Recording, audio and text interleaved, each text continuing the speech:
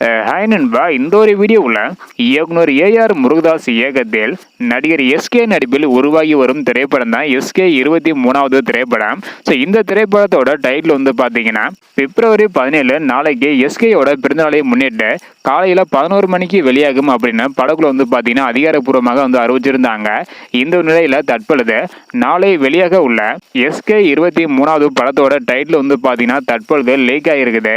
Title என்ன அப்படின்றத பார்க்கறதுக்கு முன்னாடி எஸ்கே வந்து பார்த்தீங்கன்னா தொடர்ந்து தன்னோட திரைப்படத்திற்கு பழைய திரைப்படத்தோட டைட்டில் வந்து வச்சுட்டு வராங்க. எக்ஸாம்பிள் எதிர்நீச்சல், காக்கி சட்டை, மாவீரன், அமரன் என அடுத்தடுத்த திரைப்படங்களுக்கு பழைய திரைப்படத்தோட டைட்டில் தான் வச்சுட்டு வராங்க. ரீசெண்டாக கூட வந்து பார்த்தீங்கன்னா 25வது திரைப்படத்திற்கு பராசக்தி அப்படின்னு டைட்டில் வந்து வச்சிருந்தாங்க.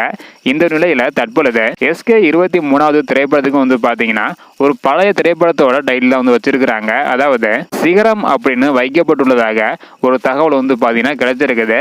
சிகரம் அப்படின்ற தலைப்பு கடந்த 1981ஆம் ஆண்டு எஸ்பி பாலசுப்ரமணியம் நடிப்பில் ஒரு படம் வந்து பார்த்தீங்கன்னா வெளியாகி இருந்தது. அந்த ஒரு திரைப்படத்தை ஆனந்த் இவங்க தான் இயக்கியிருந்தாங்க. அந்த ஒரு திரைப்படத்திற்கு எஸ்பிபி தான் வந்து பார்த்தீங்கன்னா இசையும் அமைச்சிருந்தாங்க.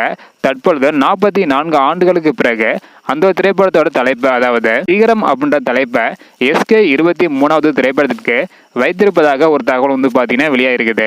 எஸ்கே 23வது திரைப்படத்தோட தலைப்பு பிப்ரவரி 17 நாளைக்கு 11 மணிக்கு வந்து பார்த்தீங்கன்னா வெளியாக போகுது. ஸோ இதே டைட்டில் இருந்தால் நல்லா இருக்குமா அல்லது வேற டைட்டில் வச்சா நல்லா இருக்குமா அப்படின்றக்கான உங்களோட கருத்தை மறக்காம கமெண்ட் பண்ணுங்க. இந்த வீடியோ பார்த்தீங்கன்னா மறக்காம எல்லாருக்குமா ஷேர் பண்ணுங்க. ஓகே அன்பா, தேங்க்யூ.